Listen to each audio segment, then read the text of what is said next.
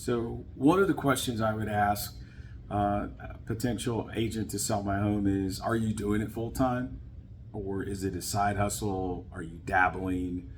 Are you a weekend warrior? And the reason I say to ask that is because if you are selling, the biggest asset that you likely own or are likely to own in your lifetime, I would want to make sure that somebody is committed to protecting my interest in, the whole transaction, from marketing it, showing it, from contract negotiations, your inspection negotiations, even into, through your title commitment, your financing commitment from the buyer, and then anything that might come up, from contract to close, make sure that, somebody is committed and able to advocate for you as a seller, all the way through closing, through the time that you're actually walking out of the title company with a check in your hand, or you're waiting on the confirmation for your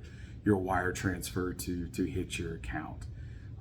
That's just my opinion. I know a lot of people will say, "Oh, I had a part-time agent or a weekend warrior, or somebody who dabbles in real estate sell my home and it worked out fine." That's the case, but in our market, in this Tampa Bay region, it's a very, very volatile market that relies heavily on trends and knowledge and experience. And in my opinion, I think it should be somebody that's full time, all the way through.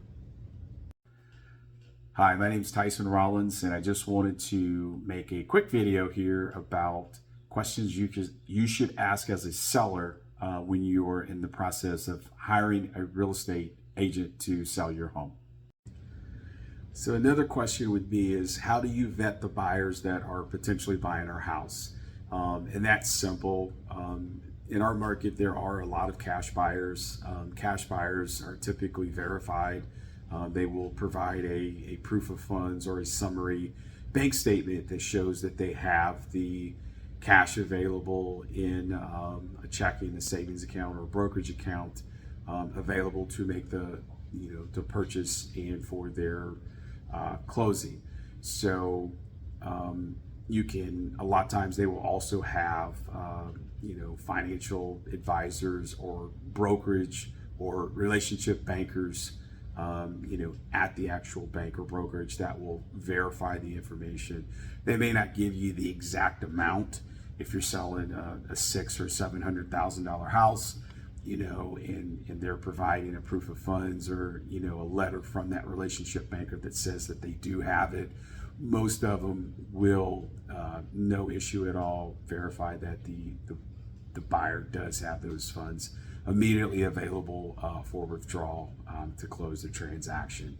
For finance buyers, basically what we do is we actually will reach out to the lender who has pre-approved that buyer. They will have the name, their email, the contact number, for that particular lender, and then you ask those specific questions of has the employment been verified, has the assets, the income, and their liabilities all been verified, through your approval process. Have you already sent them through your automated underwriting system to see if there would be any potential issues that aren't coming up initially in a initial credit report or whatnot. So there's those are surefire ways. It's not always 100%, but it will lead you to the highest probability of if you enter into contract with that buyer, you get through your inspections, all your other contingencies, that at least that the buyer is a viable buyer to get approved for that loan within the specified time period, in the contract, and get you to closing. So another question that you should ask a potential listing agent as a seller is, I think it's fair to ask him, is like, how will you market my property? A lot of times, at a minimum, you can get it in the MLS. There should be a yard sign out front if you want one. Ask them, are you going to do professional photos, or do you plan on taking cell phone photos? Are there going to be listing brochures? Are you going to do, drone photography?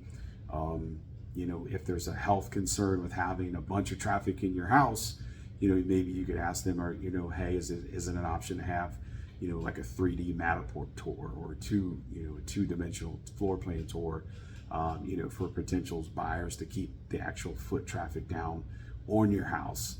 And then additionally, with that, you would want to know, is it automatic that you'll have the syndication to a lot of the, the main real estate sites online, the Zillow, the Trulia, the Redfin, etc., to know that your property's getting the maximum exposure. Additionally, I would ask them, are open houses a requirement? Are they necessary? Is it a part of your marketing plan to get exposure to my house? Depending upon how you actually feel about actually having an open house, and if they were actually planning on doing it, I think it's a fair question to ask anybody, especially if they're going to be selling and marketing your house. Another thing that you can ask a potential listing agent for your home is when you're walking through, ask them what they can, what they should do, or what you should do to get your house ready for sale. And don't take it personal, because it's something that we do, is look at houses on a daily basis, and most sellers sell a house every 3 to 5 years or even longer. So it's like you get comfortable in a house. So if somebody's telling you curb appeal, pressure washing, adding colorful flowers, touching up paint on doors, door trim, touching up paint on your baseboards, your trim, deep cleaning your house, hitting the windows, hitting the blinds, that type of stuff.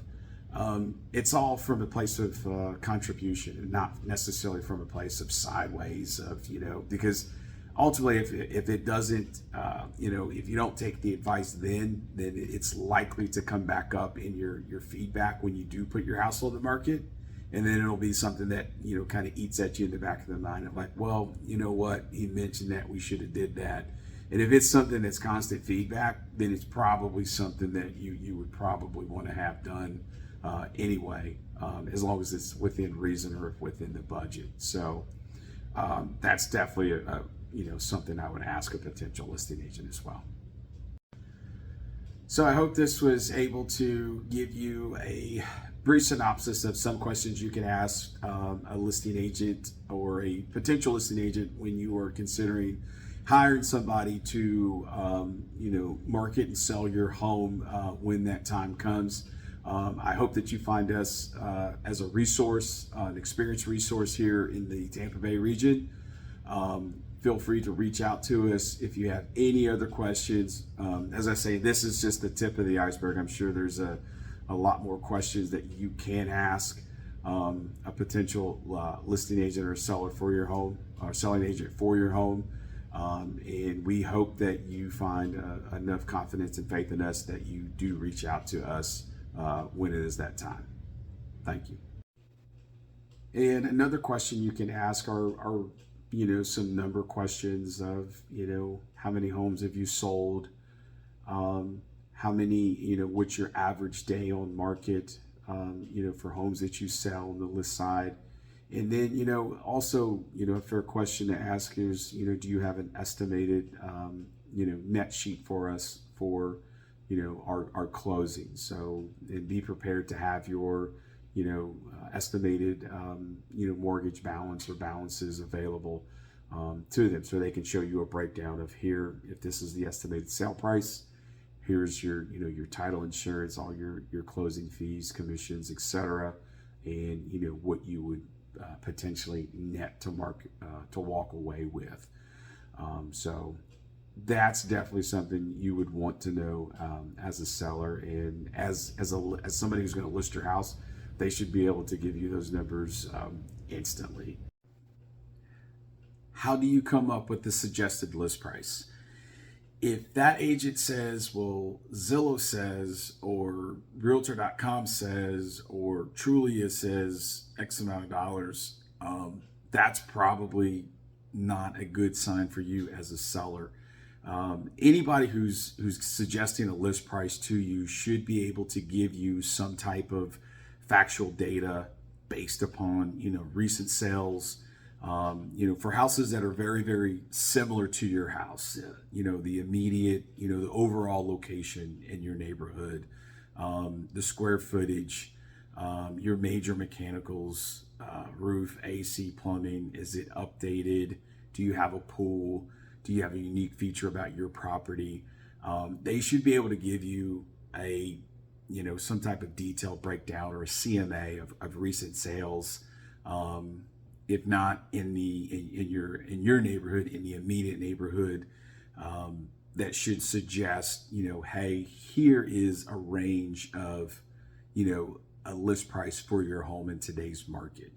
And then again, going with, what's trending in the market, what's hot, what's the average days on market, are there credits that are being given, who's the buyer, are they cash buyers, conventional FHA, VA buyers, all those type of different things factor into, the suggested list price. So at a minimum, get a CMA, get some actual factual data, and then have an honest discussion, looking at those numbers and that data compared to your current home.